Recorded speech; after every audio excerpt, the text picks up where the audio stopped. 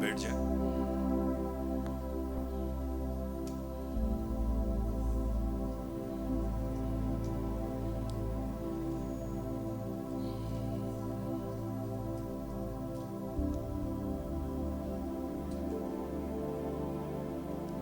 Hallelujah, hallelujah.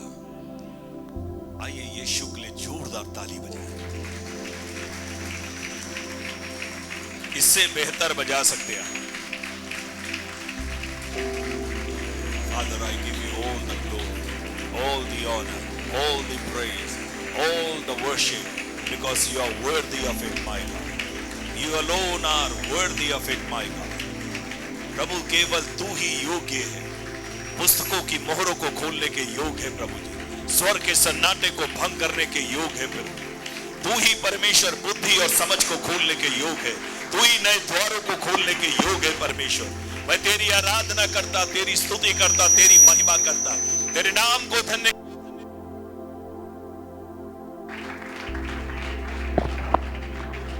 महिमा के योग्य है। इसलिए परमेश्वर मैं तेरी आराधना करता हूं, तेरी महिमा करता हूं, तेरी जय जयकार करता हूं, तेरी प्रशंसा करता हूं।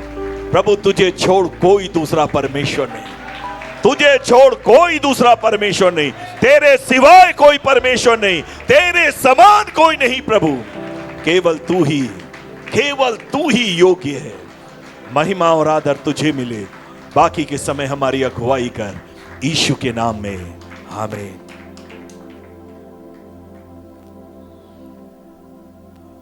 मैं विश्वास करता हूं यदि आप प्रार्थना के साथ और सीखने की आत्मा के साथ बैठे, आज का दिन आपके जीवन में कुछ अद्भुत होने का है। God is about to do the something supernatural in your life. आज के दिन परमेश्वर आपके जीवन में कुछ अद्भुत करने जा रहा है। सालों की सी प्रार्थना, महीनों की प्रार्थना, आंसुओं की प्रार्थना, उपवास की प्रार्थना, निराशा में की गई प्रार्थना, जिसको शायद आप भूल भी गए और आपने करना छोड़ दिया। I can sense in my spirit, मैं अपनी आत्मा में महसूस कर सकता हूं, परमेश्वर आज आपकी अधूरी प्रार्थनाओं का उत्तर देने जा रहा है। आप में से कईयों की अधूरी प्रार्थना का उत्तर देने जा रहा है, जिसके लिए सालों से आप परमेश्वर के सामने ठहरे हुए हैं कि परमेश्वर कब तू मेरे लिए करेगा। मैं आपको बताऊं, गवाहियां अगर मैं देना शुरू करूं, सुबह से रात हो जाएगी, खत्म नहीं होगा। क्योंकि मैं एक प्रभु के सेवक को जानता हूं जो प्रभु में सो गए। वो एक बात कहते थे, 1000 सरमन से अच्छा एक बदले हुए व्यक्ति की गवाही है। सरमन तो आउटलाइन के द्वारा बनते हैं, गवाहियां परमेश्वर बनाता है। और बाइबल कहती है उसने हमें चुना ही इसलिए कि हम उसके नाम के गवाह ठहरे। हमें गवाह बनने के लिए ही ठहराया गया है। तो आइए, गवाहियां बहुत हो गई, वचन में चलते हैं। और मैं कोशिश करूंगा कि समय में उसको खत्म करूं, क्योंकि सारे वचनों की सीरीज बनाकर मैंने रखी है, लेकिन मेरी एक आदत है, मैं अपनी सारी तैयारी करके खड़ा होता हूं, उसके बाद परमेश्वर से एक बात को कहता हूं, प्रभु ये मेरी तैयारी है,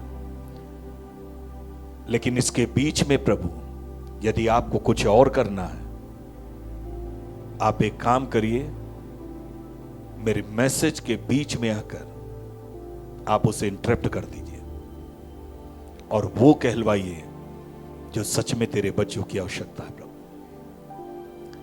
क्योंकि ये परमेश्वर कई बार सेवकों को वो बोलने नहीं देता जो वो चाहते हैं। बाइबल कहती, प्रेरितों काम के 10वें अध्याय में पतरस लंबा प्रचार कर रहा था। पवित्र आत्मा ने कहा इसके इंतजार में बैठेंगे तो सब सो जाएंगे। उसके प्रचार को बोला, ठीक है बहुत प्रचार कर लिया, बंद करो, मुझे उतर के काम करने दो। और बाइबल कहती वो प्रचार कर ही रहा था, सारे सुनने वालों पर लिखा पवित्र आत्मा उतर गया।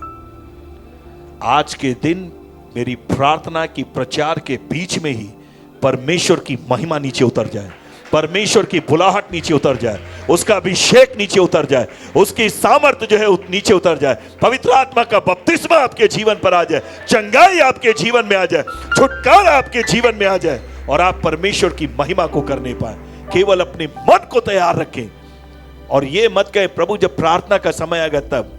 वचन सुनते सुनते अपने चमत्कार को आप पा ले। वचन सुनते सुनते ही चमत्कार आप पाने पाए और प्रभु की महिमा करने पाए। यूहन्ना रची सुसमाचार उसका 15 अध्याय उसका 16वां पद। Gospel of John chapter 15 verse 16। यूहन्ना रची सुसमाचार उसका 15वां अध्याय और 16 पद। मसीह में बने रहने के द्वारा फलवंत जीवन। दो ही चीजें हैं जिसके द्वारा आप फलवंत हो सकते हैं। पहला, प्रेम के द्वारा। दूसरा, एकता के द्वारा। One side love, the other side the unity. इन्हीं दो चीजों के द्वारा आप अपने जीवन में फ्रूटफुल हो सकते हैं। इससे पहले मैं आगे जाऊं, अपने दिल पे हाथ रखिए और मेरे पीछे दोहराइए। आज के दिन मैं फलवंत होने जा रहा हूं। आज के दिन मैं फलवंत होने जा रहा हूं। आज के दिन इसी समय मैं फलवंत होने जा रहा हूं। परमेश्वर ने मुझे बांझ रहने के लिए नहीं, फलवंत होने के लिए बुलाया। मसीह यीशु में मुझे फलवंत होने के लिए बुलाया गया।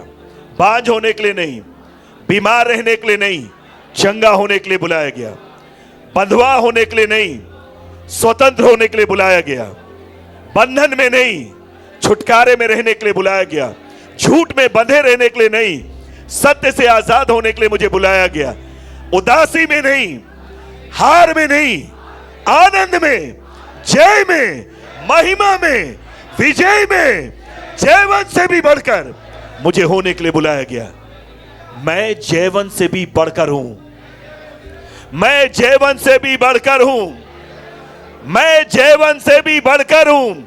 कोई भी बात मुझे मसीह यीशु के प्रेम से अलग नहीं कर पाएगी। कोई भी बात मेरे जीवन में मुझे मसीह यीशु के प्यार से अलग नहीं कर पाएगी। यीशु के नाम में आमीन, आमीन, आमीन। जैसा आपका विश्वास है वैसे ही आपके साथ हो। मसीह में बने रहने के द्वारा हम फलवंत होते हैं। और यदि हमें फलना है तो हमें एक चीज को समझना है। विवाह करना एक काम है। Marriage is A only A work. लेकिन विवाह को बनाए रखना यह एक बहुत बड़ी जिम्मेदारी है। इसी तरह मसीह में आना एक बात है, फलवंत होना एक बात है, लेकिन उस फल को बनाए रखना यह बड़ी भारी जिम्मेदारी है। परमेश्वर ने मुझको और आपको सेत में उद्धार दिया है, लेकिन उद्धार को बनाए रखने की जिम्मेदारी उसकी नहीं, आपकी और मेरी है। बुलाहट वो देता है, बुलाहट में बने रहना और बुलाहट के योग्य चाल चलना ये मेरी और आपकी जिम्मेदारी। विश्वास उसने हमारे अंदर डाला है, लेकिन उस विश्वास में चलना और बढ़ना ये आपकी और मेरी जिम्मेदारी है। परमेश्वर कुछ नहीं करेगा, ये आपको करना है। जीवन में एक बात को याद रखिएगा, जो काम आप कर सकते उसे परमेश्वर नहीं करेगा। जो काम आप कर सकते वो आपको करना, जो आप नहीं कर पाएंगे वो परमेश्वर करेगा। इसलिए वो परमेश्वर है, इसीलिए वो परमेश्वर है। और इसीलिए आपको एक बात को जीवन में समझना है, यदि आपको मसीह में फलवंत होना है तो आप दाखलता से जुड़कर ही फलवंत हो पाएंगे। जब मैं दाखलता की बात करता हूं तो आपको एक बात समझ में आ जानी चाहिए। सफलता दाखलता में बने रहने के द्वारा फलवंत होना उसके स्वभाव और उसके चरित्र में बने रहने के द्वारा आती है। क्योंकि जितना आप उस दाखलता से जुड़े रहेंगे, अटैच रहेंगे, रिमेन रहेंगे, उतना ज्यादा यीशु का स्वभाव और यीशु का चरित्र आपके अंदर इंपार्ट होता रहेगा। उसी के द्वारा, उसका प्रेम के द्वारा, उसका स्वभाव और उसका चरित्र आपके अंदर काम करेगा और वही आपको खाली फलवंत नहीं बनाएगा, आपके फलों को भी बनाकर रखेगा, बनाकर वो रखेगा। लेकिन मसीह में मुझको हमेशा एक बात को देखना है, क्या मैं मसीह के स्वभाव और चरित्र में बढ़ रहा हूं या नहीं? Are you growing in the nature of God and in the characteristic of God? ये अपने आप से एक सवाल पूछना है। और मैं हमेशा एक बात को कहता हूं, एक बहुत प्रसिद्ध जो है कहावत है, प्रोवर्ब्स है, if you lost the money nothing is gone in your life. यदि आपके जीवन में आपने पैसों को खो दिया, कभी परेशान मत होइए। If you lost your health something is gone. यदि आपने अपने स्वास्थ्य को खो दिया है तो कुछ जरूर खो दिया है जिसको आपको वापस पाना है। तीसरी चीज, but if you lost your character everything is gone. यदि आपने चरित्र खो दिया तो सब कुछ खो गया, फिर नथिंग। तब ना आप परमेश्वर के लायक हैं और ना ही आप मनुष्यों के लायक हैं। हमारे परिवारों में, हम अपने बच्चों में, किसी भी माता पिता की सबसे बड़ी इच्छा क्या है? उनके बच्चों के लिए जैसे मेरा स्वभाव है, मेरे बच्चे का स्वभाव ऐसे ही है। जैसे मेरा चरित्र है, मेरे बच्चे का चरित्र। जैसे मेरी सोच है, वैसे मेरे बच्चे की सोच हो। उत्पत्ति की पुस्तक में परमेश्वर ने हर एक बीज को देते समय एक बात को कहा, हर एक बीज अपनी जाति के अनुसार ही क्या करेगा? फलेगा। आम के पेड़ बीज को बोएंगे, क्या निकलेगा? अमरूद बोएंगे तो, और बबुल। अगर आप मसीह में बने हैं तो क्या निकलना चाहिए?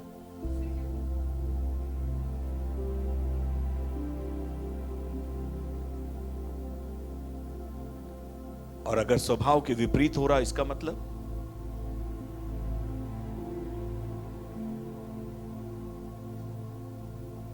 फिर लगे रहो मुन्ना भाई, हम कहीं और लगे।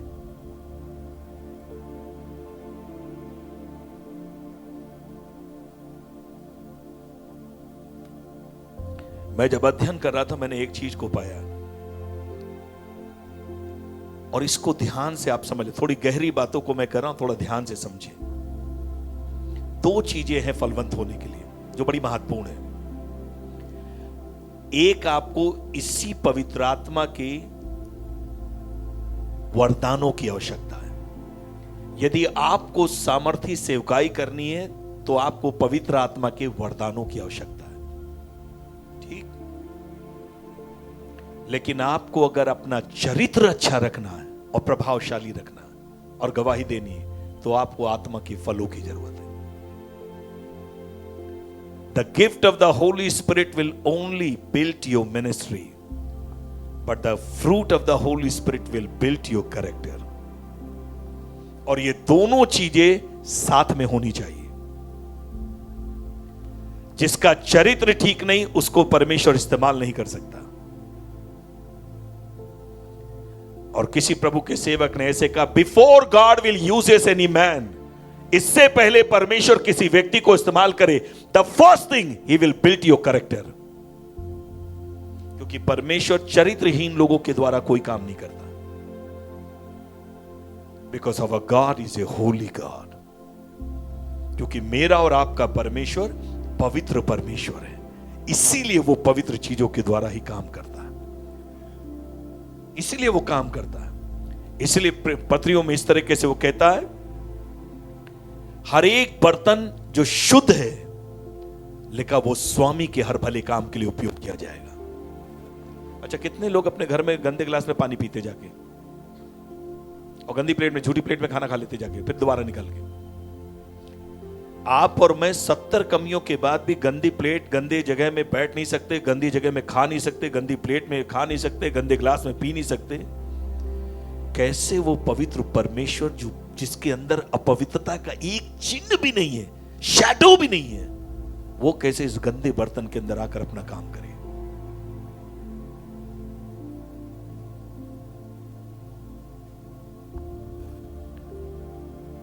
और आज की तारीख में कलीसिया के अंदर जो सबसे बड़ी चैलेंज है, चुनौती है, वो इसी बात की है। कुछ लोग वरदानों के पीछे इतना पड़ गए कि वो सेवा करते रह गए। कुछ लोग फलों के पीछे इतना पड़ गए कि वो फल ही फल करके चरित्र के पीछे रह गए। लेकिन परमेश्वर की दिली इच्छा ये है, आपको संतुलन में बनाकर रखे। Our God is a God of balance। वो हर चीजों को संतुलन बनाकर रखना चाहता है। किसी ने कहा मसीह जीवन 2 पंखों का जीवन है। कितने लोगों ने एक चिड़िया ऐसी देखी है जो एक पंख से उड़ती है?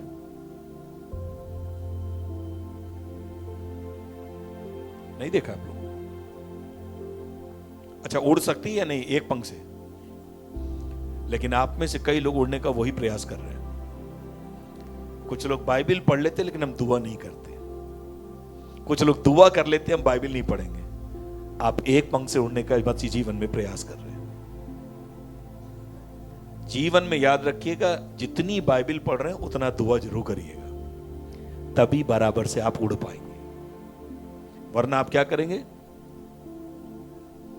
उड़ नहीं रहा हूं, आपको फील हो रहा, खाली 1 इंच भी ऊपर नहीं आ रहे हो। तो प्रार्थना और वचन दोनों मसीह जीवन के 2 पंख हैं, एक विश्वासी के जो उसे मसीह में ऊपर बढ़ाते हैं। इसी तरह पवित्र आत्मा के फल और पवित्र आत्मा के वरदान 2 पंख है। एक सेवा को बढ़ाता है, दूसरा साथ ही साथ उसके चरित्र को बढ़ाता है, ताकि वो सेवा मेंटेन रहे, वो फल मेंटेन रहे। इसीलिए इसको आपको और मुझको समझना है। और इसको करने के लिए कुछ बातें आपको और मुझको करनी पड़ेंगी। सबसे पहले कैसे प्रेम के द्वारा हम फलवंत होते हैं। प्रेम की सबसे पहला काम मसीह जीवन में जो उसके स्वभाव में क्षमा करना। क्या है? क्षमा करना। यदि आप अपने जीवन में क्षमा करना नहीं जानते, आप कभी परमेश्वर के प्रेम में नहीं बढ़ेंगे। हमारे बीच में कभी यह लड़ाई ना हो किसने शुरू किया। बीइंग ए पास्टर, कई बार परिवार के लोग हमारे पास आते हैं काउंसलिंग के लिए। उनकी बातचीत सुनिए पति पत्नियों की। भाई साहब मैं नहीं बताऊंगा, इसी से आप पूछ लीजिए, मैं पहले यही बोले। अब पत्नी से पूछिए, सिस्टर आप बताइए क्या? ना ना भाई साहब, ये वो जा कहेंगे लो तुमने पहले बताया। ना ना, इनसे ही आप पूछिए। मैं एक काम उनसे कहता हूं, मैं उठ के जा रहा हूं, आप लोग डिसाइड कर लीजिएगा, फिर बताइएगा।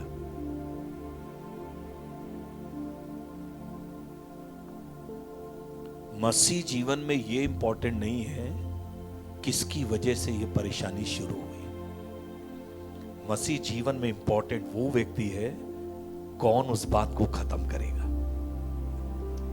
प्रभु ने बात किसी ने शुरू की हो, पति ने, पत्नी ने, किसी ने, आप उसको ऐसे ले लीजिए, शैतान तूने मेरे घर में, मेरे रिश्ते में, नौकरी में, व्यवसाय में, ये सेवा में तूने ये काम शुरू किया, अंत मैं करूंगा।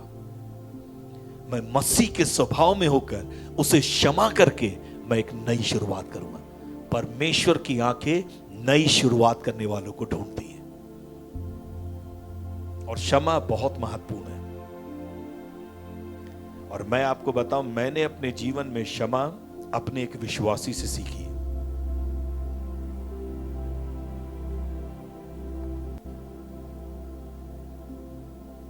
इसकी शादी हुई, इसे पता नहीं था, बहुत अच्छा विश्वासी, कमिटेड विश्वासी, समर्पित विश्वासी, लेकिन जिससे इसकी शादी हुई वो नामधारी मसीह थी और उसका एक बॉयफ्रेंड था। शादी के बाद उसको पता चला अभी भी ये उसके साथ में है और उसने अपने पति को यहां तक मजबूर कर दिया, एक ही बिस्तर पे उसका फ्रेंड भी और पति दोनों एक साथ सोते थे।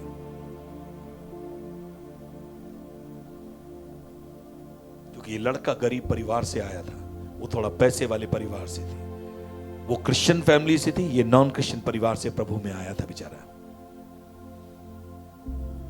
और कई बार पत्नी पति को कहती थी तुम उधर किसको, और इस मित्र के साथ रिश्ता बनाती थी उसी के सामने। उसके बावजूद भी ये इतना अपनी पत्नी से प्यार करता था कि विश्वास नहीं कर सकते आप। सारे काम उसके लिए वो करके देता था क्योंकि वो बीमार भी रहती थी,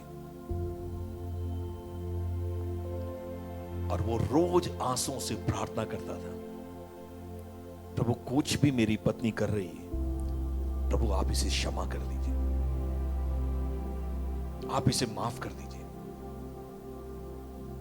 और करते करते करते करते एक दिन समय आया,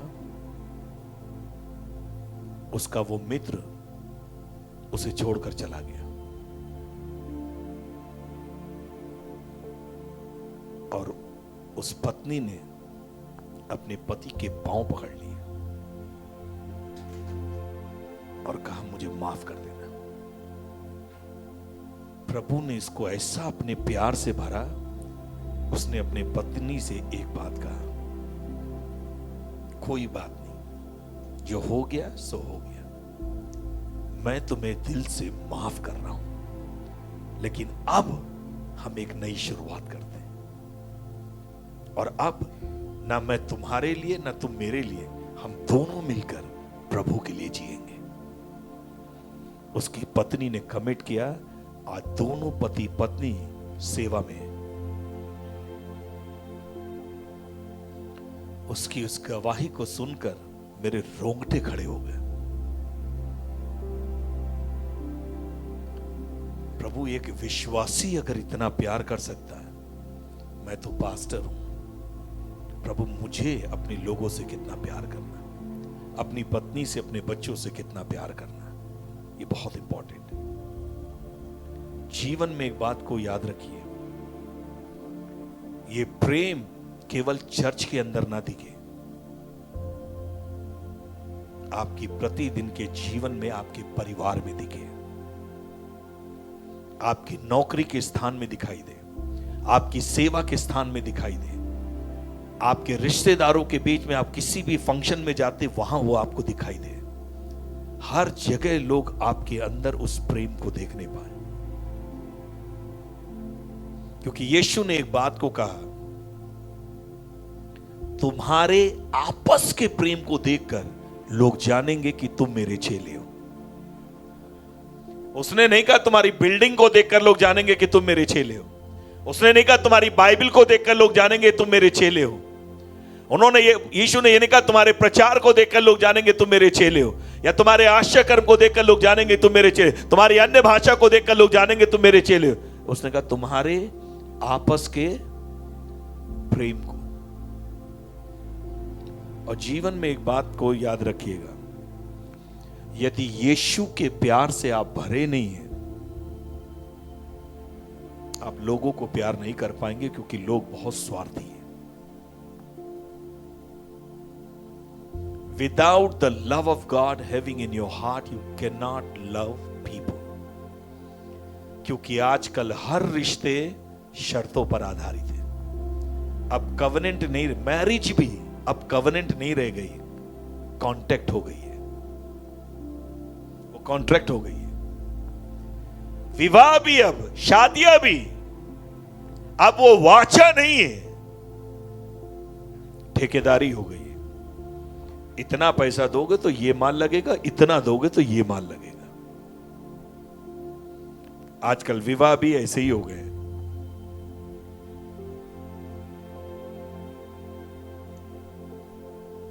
देखो, तुम्हारे घर वाले आएंगे तो तुम ये अगर करोगे तो मेरे घर वाले के लिए भी ये करना।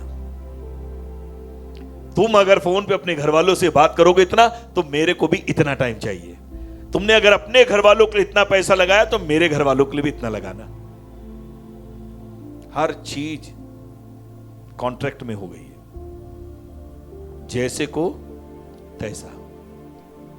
आज सेवकाई भी ऐसे ही हो गई है, छोटा झुंड काम चलाओ, बड़ा झुंड सामर्थ्य वचन। मैं आपको बताऊं, कई प्रभु के सेवकों को मैंने देखा, उन्हें मीटिंग में बुलाया गया, 15 लोगों को देखे, आपने मुझे काहे बुला लिया फिर? क्यों? अरे कम से कम 500-600 लोग तो रखते आप, 5000 लोगों की भीड़ रखते, तब मुझे बुलाते। ये 1500 के लिए क्या बुला लिया?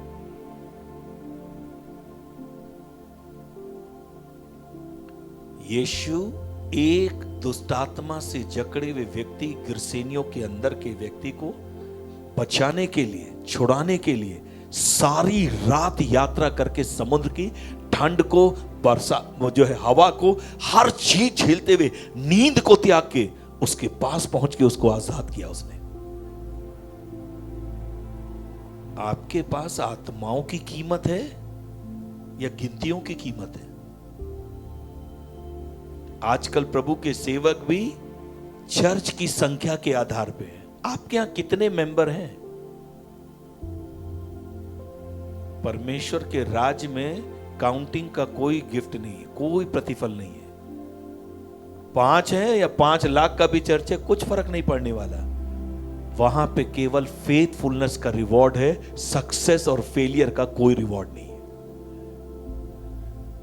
सफलता और असफलता का कोई इनाम नहीं है। आपको जो दिया गया, आप विश्वास योग्य है या नहीं, वो इंपॉर्टेंट है। इसलिए बाइबल क्या कहती है?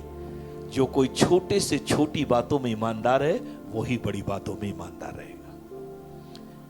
God only counts faithfulness.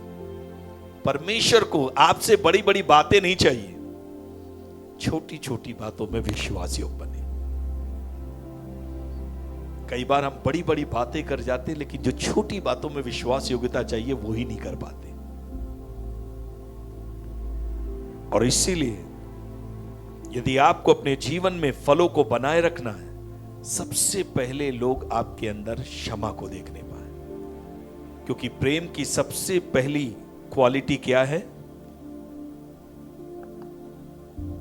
किसी को मालूम है प्रेम की परिभाषा क्या है? What is the definition of love?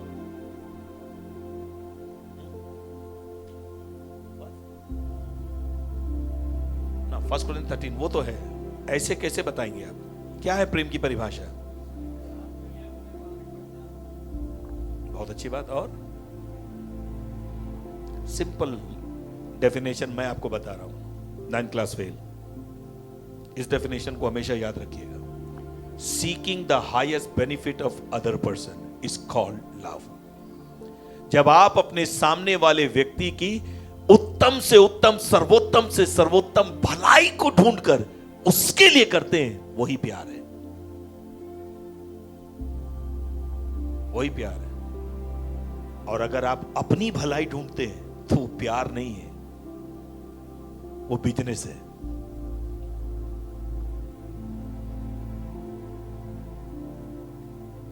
क्योंकि प्यार कभी भी डिमांड नहीं करता। और प्यार की सर्वोत्तम खासियत क्या है पता है? कैसे पता चलेगा आपके अंदर प्यार है? प्रेम अनगिनत पापों को क्षमा कर देता। प्रेम की सबसे बड़ी क्वालिटी क्या है? अनगिनत। हम तो पहले नहीं भाई साहब आप ही बताइए, 2 बार इनको मौका दिया, फिर कर दिया वही। यही सवाल लेकर एक बार पतरस भी यीशु के पास है। नहीं आप बताइए। नहीं वो तो गुरु ठीक है सब, ये बताइए कितने बार एक बार अपने भाई को माफ करना? क्या 7 बार? यीशु ने कहा 7 नहीं, 7 के 70 गुना, 490 बार। आपको पता वहां गिनती नहीं बता रहा था यीशु मसीह। यीशु उसको बता रहा था क्षमा करना तुम्हारी आदत बन जाए। आपको पता काम और आदत में क्या फर्क है? काम आप भूल सकते हो, कल मुझे क्या करना, अभी क्या करना, 10 मिनट के बाद भूल जाओगे। अब मैं एक एग्जांपल दे रहा हूं आदत के बारे में। कुछ लोगों से जब भी आप बात करिए, हर 5 मिनट के बाद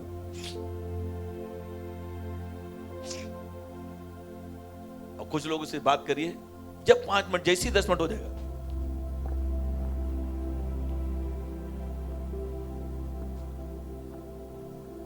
कुछ लोगों से जब आप बात करिए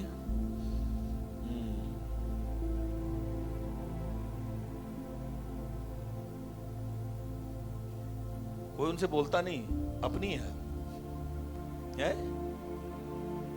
आपको पता ना, जिनको डांस पसंद होता है, म्यूजिक कभी कभी यही गलती हो जाती है, शादी में दुनियावी भी म्यूजिक बजे उसमें भी चालू हो जाते हैं। बैठे बैठे ऊपर से नहीं, भले अंदर से। मेरे साथ भी ऐसे ही हो गया है। एक मसीह शादी में मैं गया अपने रिश्तेदार की, वहां सब लोग प्रभु के गाने में डांस कर रहे थे। उसी के बीच में कोई नया फिल्मी गाना आया होगा, उसमें बज गया, अब मैं उसमें भी लगा पड़ा हूं। मेरे घर के बच्चे आए, अंकल अंकल क्या कर रही है आप? अरे मैंने कहा हट हट, प्रभु गाना है, नाचने दे। अरे करे प्रभु का गाना नहीं, फिल्मी गाना ही। अरे मैंने तेरा भला, भाग के आ गया। क्यों किया मैंने? क्योंकि बचपन से मुझे डांस पसंद है। मैं मिथुन चक्रवर्ती का फ्रेंड था, सारे डांस उसके नकल कर लेता था। इसलिए आज भी रात में कहीं पे भी बारात भी जाए, कुछ बजे, मेरे पैर चलने लगते हैं। जहां डिस्की म्यूजिक बजी, टिंग चिक टिंग चिक, बस शुरू हो गया, है ना? क्या है ये? किसी ने आपसे कहा वो किसी और की बारात जा रही, किसी और के यहां डीजे बज रहा, दूसरे के घर में बज रहा, वो अपने लिए बजा रहे, आप काहे के लिए कर रहे हैं? और उस समय घर में काम भी करेंगे तो ऐसे ही, चलो I am a disco dancer. का है? हैबिट में, आदत के लिए आपको बोलना नहीं पड़ता है। यही यीशु कह रहे हैं, अगर मेरे चेले बनना चाहते हो, मेरा प्यार तुम्हारे अंदर है, क्षमा करने की आदत बना लो, तुम्हारे रिश्ते हमेशा खूबसूरत रहेंगे। आपको पता है किसी भी परिवार के टूटने के पीछे कारण क्या होता है? डाइवोर्स क्यों होते? कारण क्या है पता है?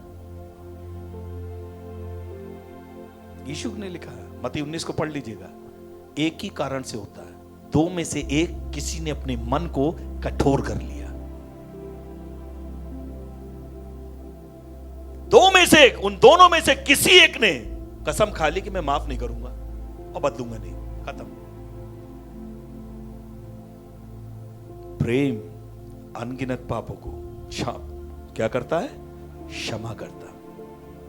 मेरे यहां एक जवान बहन आई, सिंधी परिवार की, सॉरी सिंधी नहीं, हिंदू परिवार की थी।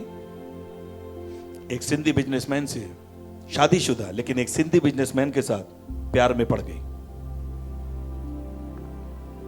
और उसके बाद में उसने अपने पति से लड़ाई झगड़ा किया। खुद का बेटा है उसका, बेटी है, सॉरी, खुद की बेटी थी उसकी, करीब 8-9 साल की। उसने अपने पति को तलाक दिया और जाकर उसके लिए रहने लग गई, बिना शादी के उसके साथ में। कुछ दिन के बाद ये डिप्रेशन में चली गई, और इतना डिप्रेशन में चली गई, एनम थी वो। एक रात को बारिश हो रही थी, करीब रात में 10 बजे कोई उसे हमारे यहां लेकर आया और आके बैठ के वो फूट फूट के रोने लग गई। पास्टर साहब आप एक काम कर दीजिए, दुआ कर दीजिए कि प्रभु मुझे कोई ऐसा रास्ता सुसाइड का दिखाए जिसमें दर्द ना होता हो, बस आत्महत्या करने का कोई ऐसा तरीका प्रभु मुझे दे कि मैं कुछ भी पी लूं या खा लूं या कुछ भी करूं तो मुझे दर्द ना हो, आराम से मैं मर जाऊं। अब मैं जीना नहीं चाहती, क्योंकि जिसके लिए उसने पति को छोड़ा था उसने उसको छोड़ दिया। जो बोगे वही काटोगे। अब मैं जीना नहीं चाहती,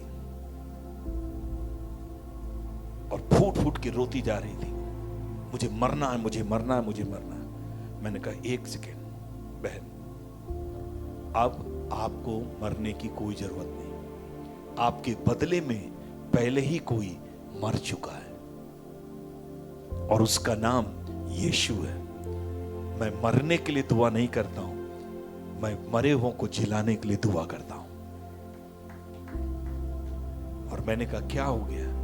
कहने लगे हमारा केस चल रहा है, सब कुछ चल रहा है, तलाक हो गया। मैंने कहा वो छोड़िए, क्या चाहते हैं? कहने अब क्या चाहना, वो पति तो मुझे अपनाएगा ही नहीं, वो अविश्वासी था, दोनों के दोनों। वो तो मुझे अपनाएगा नहीं और ना वो मुझे रखेगा। मैंने कहा एक काम कर, क्योंकि बेटी थी, कोर्ट ने भी फैसला किया पिता को जब भी बेटी से मिलना हो हफ्ते में एक बार बेटी को आप मिलने दें, इसीलिए संपर्क बना हुआ था। मैंने कहा आप एक काम करो, उस पति को एक दिन चर्च ला सकते हो? कहले जी। मैंने कहा उसको ले आओ। लेके आई, वो आराधना सभा में बैठा, खत्म हुआ, अच्छा खासा लंबा चौड़ा स्मार्ट सा। जैसी खत्म हुआ, मैं दोनों पति पत्नी को लेके बैठ गया। मैंने उस भाई से एक सवाल पूछा, जिंदगी में तुमने कोई गलती करी है? कहले हाँ। कभी अपनी पत्नी के अलावा किसी और के बारे में सोचा है? कहा हाँ।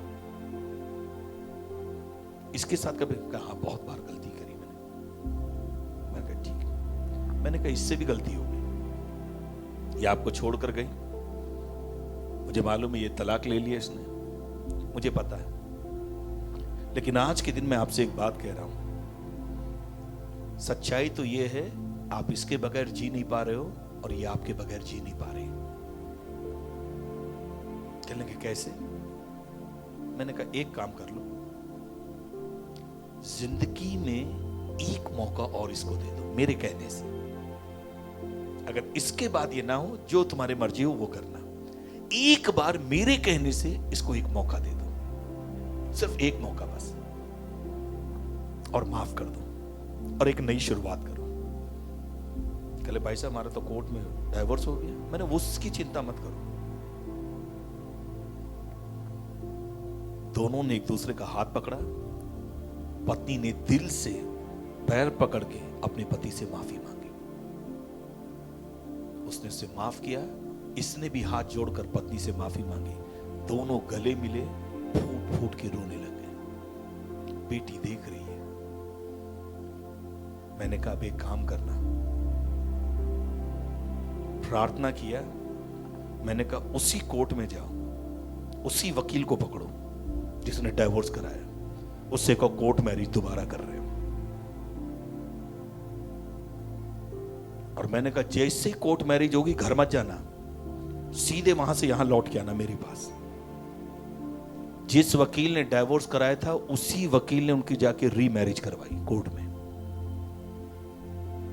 3 साल के बाद, और लौट के वो आए। मैंने कहा अब मुझे एक बात बताओ, पहली बेटी तुम्हारे पास में है, परमेश्वर ने तुम्हें नया जीवन, नई शादी दी है, अब बताओ तुम्हें क्या चाहिए? कहने लगे बेटा।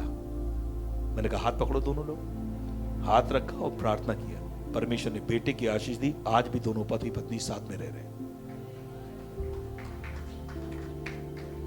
दुनिया की कोर्ट कोई भी फैसला दे दे, मेरे परमेश्वर की स्वर्ग की कोर्ट किसी भी फैसले को दुनिया के बदल सकती है, और यह केवल क्षमा करने की ताकत से होता है।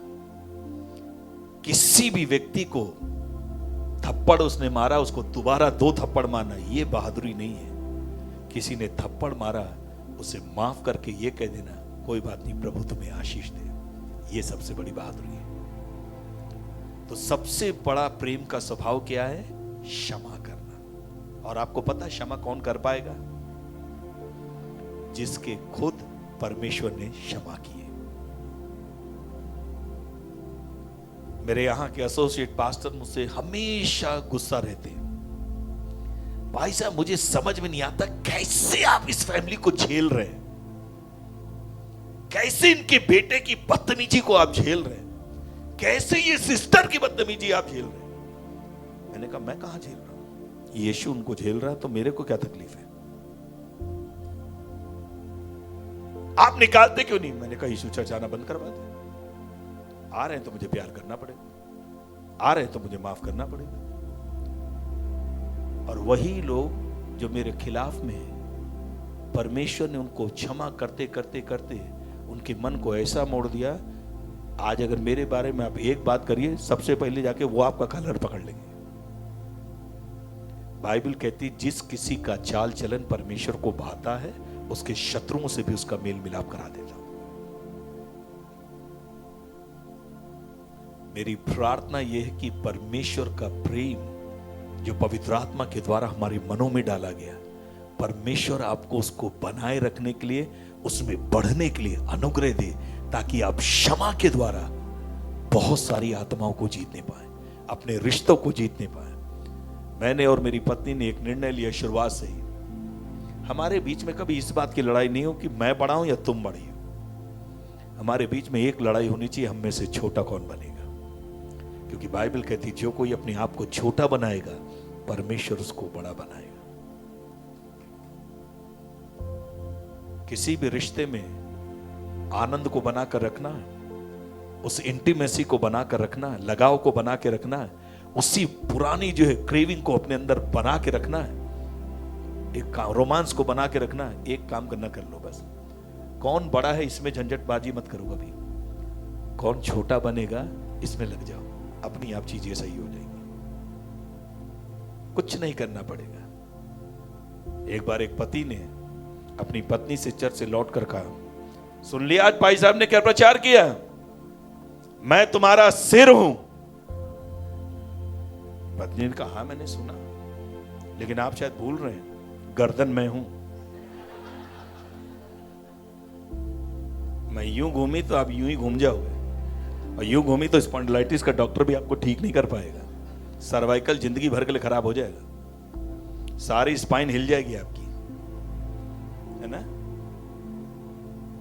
मसीह जीवन में यहां बड़े और छोटे का कोई रोल नहीं है, कोई रोल नहीं है। मसीह जीवन में केवल एक ही रोल है। यदि पत्नी परमेश्वर की दी हुई आशीष है, यदि उसके साथ आप सही व्यवहार नहीं कर सकते, तो परमेश्वर के साथ कैसे करोगे।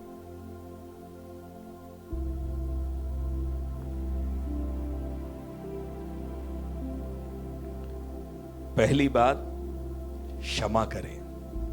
दूसरी बात इस प्रेम की, हमेशा यूहन्ना 15 अध्याय उसके 10वें पद को पढ़िए, देखिए क्या लिखा है।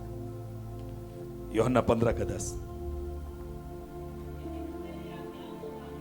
जी।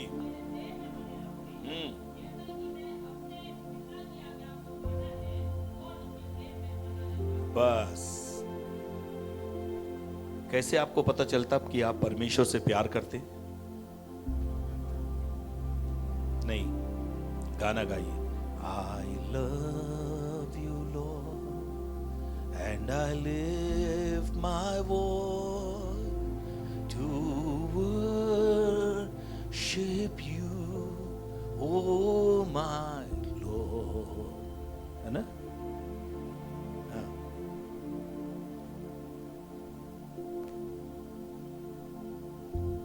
आप कितने प्रेम के गाने गा लो, कितनी फास्टिंग रख लो, कितना उपवास कर लो, कितनी प्रार्थना कर लो, कितना चर्च रेगुलर आओ, कितना पैसा परमेश्वर को दो, कोई फर्क नहीं पड़ेगा।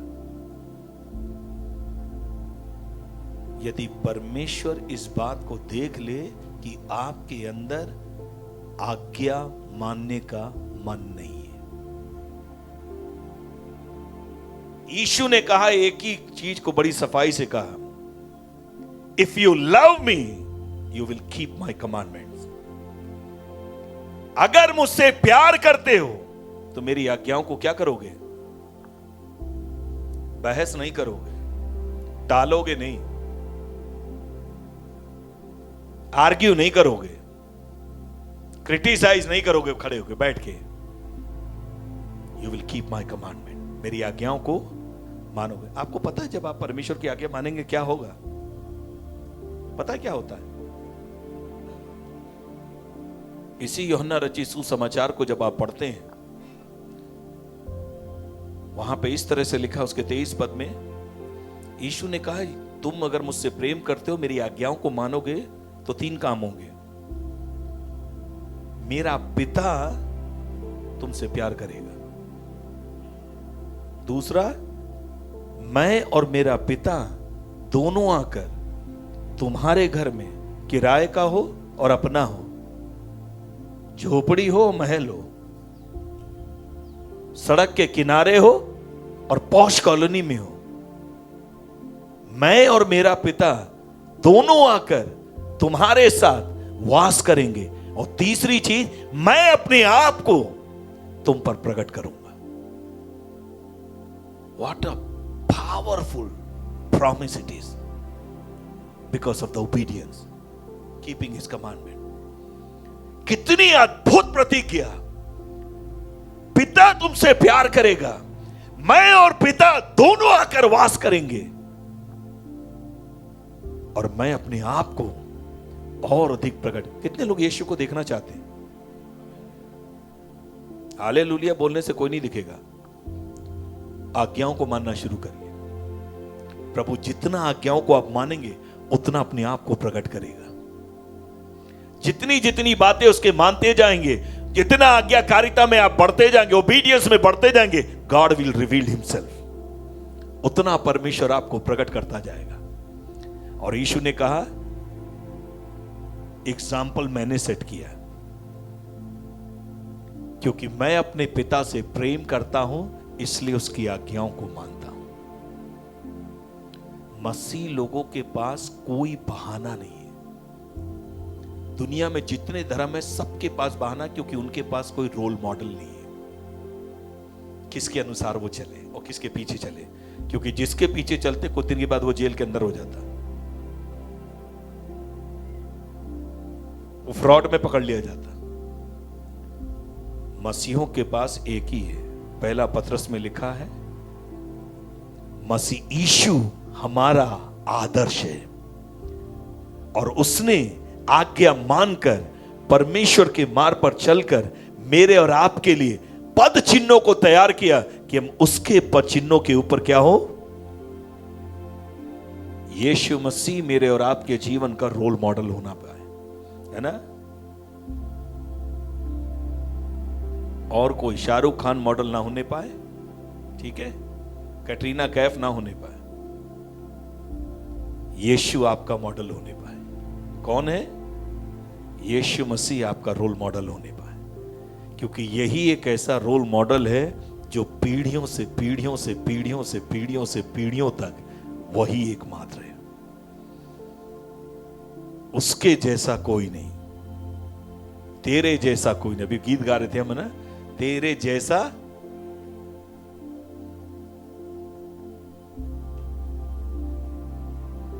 ये गीत सड़क पर चलते समय में याद रहना चाहिए, शादियों में और बारातों में हमें याद रहना चाहिए। यीशु तेरे जैसा हमारे दुख में, सताव में, हार में, दर्द में, पीड़ा में, चोट के समय में हमें ये याद रहना चाहिए। तो पहली चीज प्रेम है, जो आपको क्षमा करना सिखाता है। दूसरी चीज, वो चाहता है कि हम एक दूसरे के साथ प्रेम में बने रहें। पहला कुरिन्थियों 13वां अध्याय, परमेश्वर का प्रेम कैसा है, सबसे अच्छी व्याख्या है ना। बस एक काम कर लीजिए, जहां जहां वो प्रेम शब्द लिखा है वहां अपना नाम लिख लीजिए बस, और उसको लेके उसको पढ़िए, है ना। जहां क्या लिखा है,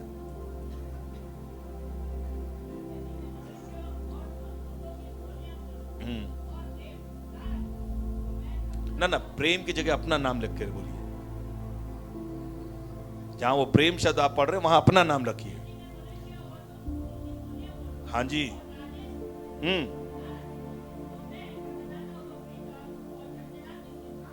मैं नहीं कह रहा हूं, ये आप कह रहे हैं, मुझसे आगे मत लड़िएगा।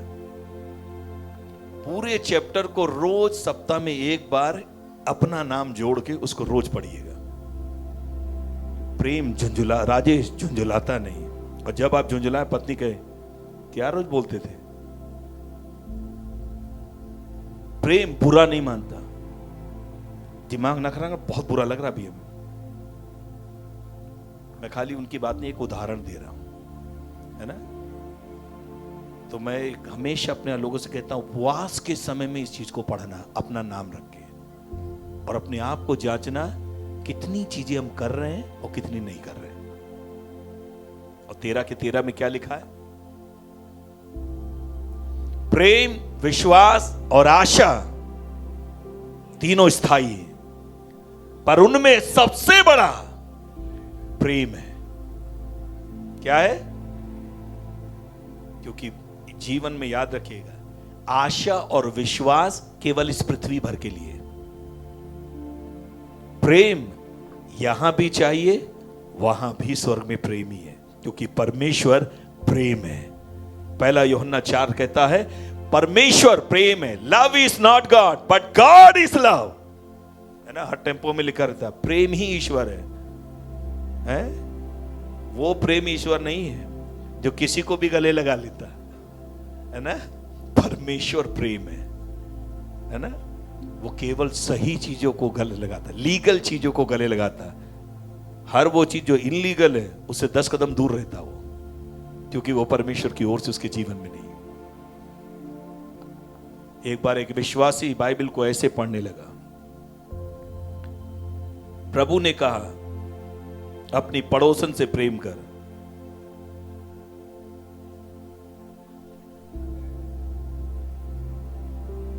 वहां क्या लिखा है भाई लोग? याद रखिएगा, पड़ोसी से लिखा, वो जो पड़ोसन बगल में है उसके लिए नहीं लिखा, है ना? कई बार बाइबल भी हम सही से नहीं पढ़ पाते, हम लोग प्रभु से भी ज्यादा प्रेमी हो जाते कई बार, है ना? हाँ। जवान बच्चों, वो जो पड़ोस में रहती है उससे प्रेम करने के लिए नहीं बोला। रियल में आपका और मेरा पड़ोसी कौन है? जो मुसीबत में है। हर वो व्यक्ति जो आवश्यकता में है, वो नहीं जो आपको फोन नंबर भेज रहा रोज, वो नहीं जो 14 फरवरी को गुलाब भेज रहा है और चॉकलेट और टेडी बियर और दिल बना के भेज रहा है। कौन है? हर व्यक्ति जो सच में दुख और तकलीफ और मुसीबत में है। वो आपके घर के अंदर भी हो सकता है और बाहर भी हो सकता है ना? जीवन में मम्मी को कभी एक चॉकलेट लाके ना दी, आज तक मां को कभी एक गुलाब लाके ना दिया। कहां पैसे? तुम दो तो तुम्हें दे देंगे, हम कहां से लाएंगे? कमा रहे हैं, उसको चॉकलेट कहां से भिजवाई? जिंदगी में अपनी बहन को चॉकलेट छोड़ो, एक टॉफी भी नहीं लाके दी। जिसको जानते नहीं, कुछ नहीं, एक ही बार में इतना प्यार मर गया, जीवन भी देने को तैयार है। साथ जिएंगे, साथ मरेंगे। अकेले ही मरोगे, चिंता मत करो। मरते समय वो तुमको भी कहेगी तुम ही मरो, हम चले आगे, दूसरा देखते हैं, ग्राहक मिलेगा भी। ये सब रियल लाइफ में अच्छा है ना? I can't even to live without you, है ना? मैं तो आपके बगैर जीने के बारे में सोच ही नहीं सकती। तुम जाओ तो दूसरा लाइन में ऑलरेडी खड़ा हुआ। नेक्स्ट, आपने देखा ना डॉक्टर क्या? Yes, next patient. आपकी लाइफ में भी वो यही करेगी। जैसे तुम कहे नेक्स्ट,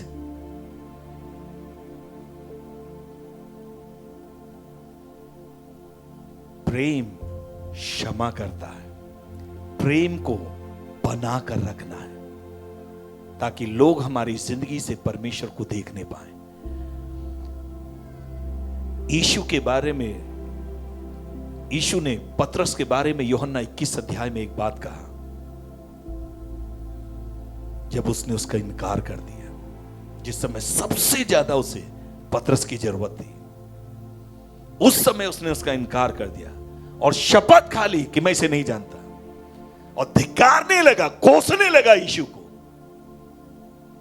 बाइबल कहती यीशु ने मुड़कर देखा उसको, और बाइबल कहती पतरस फूट फूट कर रोने लग गया, क्योंकि मुर्ग ने बांग दे दी। और बाइबल कहती उसे यीशु की कही हुई बात स्मरण आई, आज ही रात मुर्ग के बांग देने से पहले भोर में तू मेरा इनकार कर देगा। और बाइबल कहती वो फूट फूट कर रोया। लेकिन यीशु का प्यार आपको पता कैसा? मर के जी उठने के बाद मरियम मगदलिनी से सबसे पहले उसने क्या कहा? 11 को जाकर बताओ यीशु क्या है? जी उठा। लेकिन नाम सिर्फ एक का लिया, और पतरस से जाकर कहना यीशु जी उठा है। यह है इस यीशु का प्यार। कितने बार हम उसका इनकार कर बैठते हैं, अपनों के सामने, परायों के सामने, कलीसिया में। उसके बाद भी उसका प्यार देखिए, आपका पीछा नहीं छोड़ता। आप पीछा छुड़ाओगे, वो पीछा छोड़ेगा नहीं। मैं हमेशा अपने जवानों को एक चीज कहता हूं, याद रखना, यीशु को उसके प्यार के लिए हां मत बोल देना। मरते दम तक छोड़ दो, मरने के बाद भी तुम्हारा पीछा नहीं छोड़ेगा। उसका प्यार वहां तक तुम्हारा पीछा करेगा। जितना तुम पीछा छुड़ा लो, दुनिया में कहीं छुप जाओ जाके, वहां भी आके पकड़ लेगा, इधर आओ, तुम तो मेरे हो, तुम कहां जा रहे हो, सबको जाने दो, तुम वापस आओ, है ना?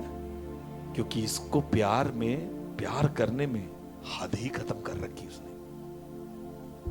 इसका प्यार ही ऐसा, हाथ पकड़ता नहीं किसी का, और पकड़ लिया एक बार तो भैया छोड़ेगा नहीं।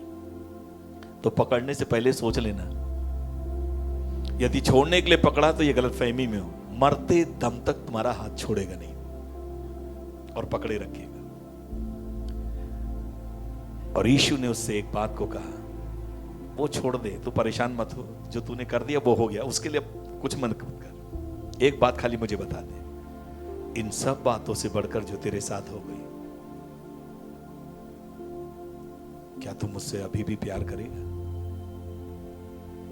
आज की सुबह आप में से कई लोगों से प्रभु एक बात कह रहा है, जो तुझसे गलत होना था वो तो हो गया, ठीक है। माँ बाप को पता नहीं चला, परिवार को पता नहीं चला, भाई साहब को पता नहीं चला,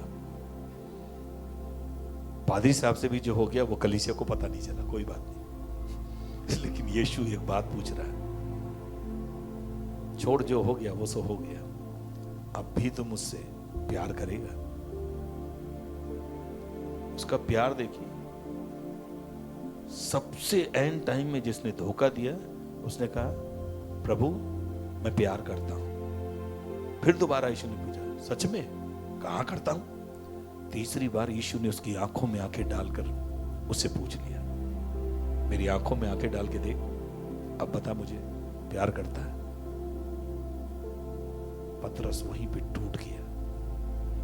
उसने प्रभु से एक बात कहा, प्रभु ये सच है, मैं लड़खड़ा गया, मैं गिर गया, कमजोर पड़ गया, इनकार कर दिया, तुझे धोखा मैंने दिया, लेकिन तब भी तू एक बात जानता है, 10 कमियों के बाद भी आज भी मेरे दिल के कोने में मैं आपसे प्यार करना चाहता हूं। कर नहीं पाया कोई बात नहीं, लेकिन करना आज भी चाहता हूं। यीशु ने कहा एक काम कर, I have prepared A ministry for you, मैंने तेरे लिए सेवा तैयार करके रखी, जा मेरे भेड़ों को चरा और मेरे मेमनों की रखवाली कर। कौन अपने जीवन की सबसे बड़ी संपत्ति को उसके हाथ में देगा जिसने उसे धोखा दिया हो? यह है इस यीशु का प्यार।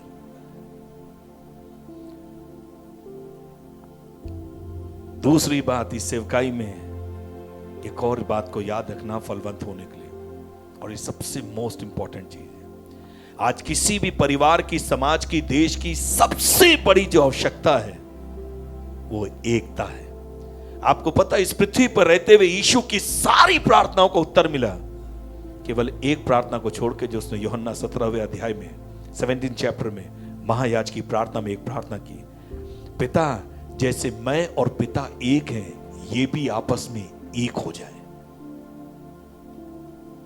केवल यही एक प्रार्थना है जो यीशु की अभी तक उत्तर नहीं मिली। Still he is waiting for us. और जीवन में याद रखिएगा, प्रार्थना से एकता कभी नहीं आएगी। खाली प्रेयर करते रहो, प्रभु हमारा मेल मिलाप कर दे, मेल मिलाप कर दे, और अपने घर में बैठे रहो, कभी नहीं होगा। पत्री को ध्यान से पढ़िए, वहां पर पौलुस एक बात कहता है, तुम में से हर एक जन आपस में एक मन बनाए रखने के लिए, एकता को बनाए रखने के लिए आत्मा में, शरीर में प्रयत्न करे, तब एकता आती है। प्रेयर से एकता नहीं आती है। प्रार्थना करने के बाद उठकर उस व्यक्ति को कहना, मैंने आपको क्षमा कर दिया। आइए हम लोग फिर से एक साथ चले। बाइबल के अंदर दो ऐसे व्यक्ति हैं, दोनों पूरब और पश्चिम थे, पतरस और यूहन्ना। जीवन में जब तक यीशु जीवित रहा, इनके झगड़ा कभी खत्म नहीं हुआ, क्योंकि दोनों के साथ एक प्रॉब्लम थी। एक गर्जन का पुत्र था, दूसरा जल्दबाज और क्रोधी था। दोनों की एक समस्या थी, बड़ा मैं हूं, यीशु के दाएं और बाएं मैं ही बैठूंगा। और हद खत्म कर दी। कई बार सही में बच्चे कितने जिद्दी होते हैं, अपनी जिद के आगे अपनी माताजी को भी शामिल कर लिया। वो भी आ गई यीशु के पास में, अरे ये बताइए जब आप जिंदा होंगे, ये मेरा बेटे, एक को बगल में बिठा लीजिएगा, एक को इधर बिठा लीजिएगा। पतरस वहां से खड़े होकर होगा, हम क्या यहाँ पे घास छीनने के लिए आए थे? ये बैठ जाएंगे। पहले कौन आया? ये बाद में आए, मैं आया हूं पहले। जीवन में जब तक यीशु जीवित रहा, ये इसी में लड़ के मरते रहे, बड़ा कौन है? भाई साहब के राइट कौन है? आजकल पादरियों के लिए भी सबसे बड़ा चैलेंज पता क्या है? जहां दो परिवार कंपटीशन में आ जाए, भाई साहब आप जा रहे हैं तो हम ही चलेंगे, भाई साहब हमारे घर आइएगा पहले, और मीटिंग में जाते समय हमको लेकर चलिएगा, और कहीं उसको लेकर चले गए, हम नहीं आ रहे, आज हमारे पास टाइम नहीं है। कई बार पादरी लोग भी सकते में, क्योंकि विश्वासियों में कंपटीशन क्या है? कौन राइट? पादरी साहब का राइट हैंड कौन है, लेफ्ट हैंड कौन है? जीवन में याद रखिएगा, कोई हमारा राइट हैंड नहीं है, कोई हमारा लेफ्ट हैंड नहीं है। पता है क्यों? क्योंकि वो सिर है, हम सब क्या उसकी बॉडी के देह के अंग है। तो भैया जो हाथ होगा वही उसका हाथ होगा, जो जिसका पांव है यीशु का वो पांव रहेगा, जो जिसका जो है आंख है वो आंख रहेगी, जो मुंह है वो मुंह रहेगा, जो कान है कोई लेफ्ट और राइट में नहीं है। एक ही बात को हम जानते हैं, पास्टर लोगों को जानना है, जितनों ने प्रभु ने मेरे हाथों में दिया है वही मेरे अपने हैं, सबके सब मेरे अपने हैं, और सबके साथ मुझे समान प्यार करना। कोई मेरे लिए इंपॉर्टेंट नहीं, सब मेरे लिए इंपॉर्टेंट है। अमीर हो गरीब हो, पैसे वाला हो कंगाल हो, इंग्लिश बोलने वाला हो हिंदी बोलने वाला, उससे कोई फर्क नहीं पड़ता। लैंग्वेज में सामर्थ नहीं है, सामर्थ यीशु के नाम में है। सामर्थ यीशु के नाम में है, इसलिए यीशु को पकड़ना। यहां पादरी साहब के लेफ्ट और राइट भेजने से कुछ नहीं होने वाला। स्वर्ग में प्रभु हमें कहां बिठाएगा वो इंपॉर्टेंट है। और यीशु ने इसी पतरस और यूहन्ना को जब पवित्र आत्मा की सामर्थ्य इन पर उतरी, तो सबसे पहला काम क्या किया पता? इन दोनों ने, जो जीवन में कभी साथ नहीं चले थे। पतरस गया होगा यूहन्ना के घर के बाहर, यूहन्ना, हाँ भैया जा रहा हूं प्रेयर करने के लिए, चलना है? 1 मिनट भैया। तुरंत आया, दोनों ने हाथ पकड़ा, दोनों साथ में प्रार्थना करने जा रहे। आपको पता पवित्र आत्मा का सबसे पहला काम क्या है? जिसके साथ आप एक मन नहीं है, उसको साथ आपको एक मन कर दे। And where there is unity always the power of God demonstrate. इसलिए लिखा है, जैसे ये आपस, आप लोग पता क्या कहते हैं? प्रेरितों के काम के 3 अध्याय में चमत्कार में क्या कहते? यीशु ने जन्म, पतरस और यूहन्ना ने मिलकर जन्म के लंगड़े को चंगा, वो थोड़ी ना बड़ा चमत्कार है। इससे पहले कि परमेश्वर आपके द्वारा चमत्कार करे, पहले वो आपके अंदर चमत्कार करेगा। और वो चमत्कार क्या था? 2 अलग अलग मन के व्यक्ति, अलग सोच के व्यक्ति, अलग चीजें में उन दोनों को एक कर दिया। इसलिए उसने क्या कहा उस मांगने वाले से? ये नहीं कहा पतरस ने, मेरी ओर देख, पहले इसकी ओर मत देखना, मैं बड़ा हूं, मेरी ओर देख। ये नहीं कहा उसने क्या कहा? हमारी ओर देख। जिस दिन पवित्र आत्मा आएगा, और अगर अब आत्मा में चलने वाले व्यक्ति हैं, उस दिन सबसे पहला एक काम होगा, मैं चला जाएगा और हम हो जाएंगे। मेरे बच्चे नहीं, हमारे बच्चे। मेरा परिवार नहीं, हमारा परिवार। मेरा चर्च नहीं, हमारा चर्च। मेरा पास्टर नहीं, हमारे पास्टर। पवित्र आत्मा सबसे पहले ग्रामर चेंज करेगा, मैं हटाकर हर चीज को कंबाइन कर देगा, हम कर देगा। और जैसे इन दोनों एक हुए, उससे कहा हमारे पास सोना चांदी नहीं, जो कुछ है वो हम तुझे देते हैं। यीशु मसीह नासरी के नाम में उठ और चलने फिरने लगा। लिखा वो उठा और कूद के चलने और फिरने दौड़ने लग गया। मेरी एक ही प्रार्थना है, परमेश्वर आप में से हर एक को अपने प्रेम से इतना भर दे कि आप अपने शत्रुओं को भी क्षमा करके उन्हें प्रभु के राज्य में ले आए। और परमेश्वर हमारी आपस की एकता में, इसलिए बाइबल में यीशु ने कहा, कितना सरल रक्त कर दिया ना उसने कहा पूरा चर्च जहां एक मन होगा, उसने क्या कहा, दो व्यक्ति एक मन के मिल जाए, जो कुछ बांधेंगे वो बन जाएगा, जो कुछ खोलेंगे वो खुल जाएगा। दो ही लोग मिल जाए। अरे इतने बड़े चर्च में दो लोग तो एक मन हो सकते हैं। अहमदाबाद बदल जाएगा, कलीसिया बदल जाएगी। परिवार के अंदर दो लोग एक साथ मिलकर एक मन हो जाए प्रार्थना करने के लिए। प्रभु हमारे बच्चों के साथ ऐसा होना चाहिए, प्रभु हमारे परिवार में ऐसा होना चाहिए, हमारे मोहल्ले में ऐसा होना चाहिए, हमारे रिश्तेदार में ऐसा होना चाहिए। प्रभु ये सारे लोग तेरे पास आने चाहिए। मैं आपको बता रहा हूं, परिवार छोड़िए, परमेश्वर घराने का उद्धार करके अपने चरणों पर ले आएगा। But you must live in unity. एकता में आपको आना पड़ेगा। और आखिरी में जल्दी से एक छोटी सी गवाही देके मैं बता रहा हूं एकता की सामर्थ्य कितनी। एक बार मैं अपने घर के बाहर खड़ा हुआ था, स्कूटर बनवा रहा था। एक व्यक्ति आया, वो ज्योतिषी था, मैंने कभी नहीं देखा उसको, सरदार। वो आया, कहने लगा मैं भिखारी नहीं हूं, ना मांगता मैं कुछ। मुझसे कहने लगा आप कौन है, क्या करते हैं? मैंने कुछ नहीं, ऐसे ही स्टूडेंट हूं। ना, झूठ बोल रहे हैं आप स्टूडेंट नहीं हैं। मैंने क्यों? ना, आपके माथे पे कुछ अलग है, आप नॉर्मल आदमी है ही नहीं। और मैं आपको उस समय बता रहा हूं जब मेरी कलीसिया में 10 लोग नहीं थे। और उसने मुझको देख के कहा आप एक बहुत बड़े गुरु बनेंगे, आपके पीछे भीड़ की भीड़ चलेगी, बड़े बड़े लोग आपके आशीर्वाद को लेने के लिए आएंगे। मैं उसको जानता तक नहीं। और उसने मुझे एक बात कहा, एक और बात को मैं आपसे पूछूं, बुरा मत मानिएगा, आपकी वाइफ का नाम कैसे शुरू होता है, किस शब्द से? मैंने कहा ओ से। क्यों? तभी तो। जीवन में एक बात याद रखिएगा, जहां जहां आप जाएंगे, अगर आपके द्वारा कोई काम अकेले ना बने, एक काम करिएगा, अपनी वाइफ को साथ में ले लीजिएगा, जो बिगड़ा हुआ काम है वो भी बन जाएगा। शैतान को पता है आप पति पत्नी एक मन होंगे तो आप क्या कर सकते हैं। अरे अगर पर शैतान को इतना पता है तो परमेश्वर को कितना पता, जिस दिन ये पति पत्नी एक होंगे, ये भाई बहन एक होंगे, ये कलीसिया के विश्वासी एक होंगे, दोनों सेवक एक होंगे, गुजरात छोड़ दीजिए, पूरे देश को परमेश्वर बदल देगा। पूरे देश को परमेश्वर, मेरी प्रार्थना की पवित्र आत्मा इन दिनों में आपको अपने प्रेम से भरने पाए। पॉल कहता है कोई चीज में दबाव के कारण जबरदस्ती नहीं करना चाहता हूं। The love of God constrain me, compel me to do the will of my Father. परमेश्वर का प्रेम आपको विवश करने पाए कि यीशु के लिए आप जिए, यीशु के लिए एक मन रहे, यीशु के लिए लोगों को क्षमा करें और अपने रिश्तों को चंगा करके अपने घर के अंदर स्वर्ग को नीचे लेकर आए, अपने परिवार के अंदर स्वर्ग को नीचे लेकर आए, कलीसिया को स्वर्ग को नीचे कलीसिया में लेकर आए, घराने के अंदर, मोहल्ले के अंदर, स्टेट के अंदर यीशु की महिमा को नीचे उतारे और प्रभु अपनी महिमा को आपको दिखाने पाए। आइए हम प्रार्थना करें। महान परमेश्वर, मैं यीशु के नाम में धन्यवाद देता हूं, जो कुछ तूने अपने दास को दिया, तेरे दास ने सच्चाई से तेरे वचन को तेरे लोगों तक पहुंचा दिया।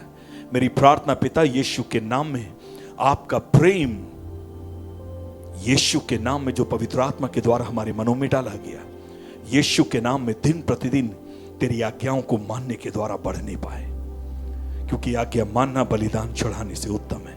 पिता, मेरी प्रार्थना यीशु के नाम में प्रभु, ये प्रेम अनगिनत पापों को क्षमा करने पाए और लोगों को तेरे राज्य में लेकर आने पाए।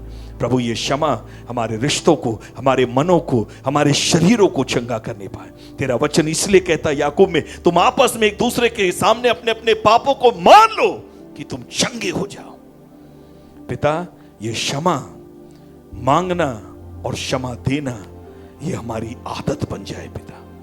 यीशु के नाम में हमारी आदत बन जाए, ताकि जहां पर भी हम जाएं हमारे रिश्ते चंगे होने पाए, हमारे रिश्ते मधुर होने पाए, मीठे होने पाए, अद्भुत होने पाए, प्रभु जी लगाव के साथ होने पाए, और पिता हम आशीष का कारण बनने पाए। मेरी प्रार्थना यीशु के नाम में, इस एकता की आत्मा परमेश्वर इनके जीवनों में, जब ये तेरे वचन में बने रहे और तेरा वचन इनके अंदर बना रहे, ये आपस में जैसे आप और पिता एक थे, हमेशा उस एकता को बनाए रखने के लिए यत्न करने पाए पिता। इन्हें यत्न करने का अनुग्रह दे।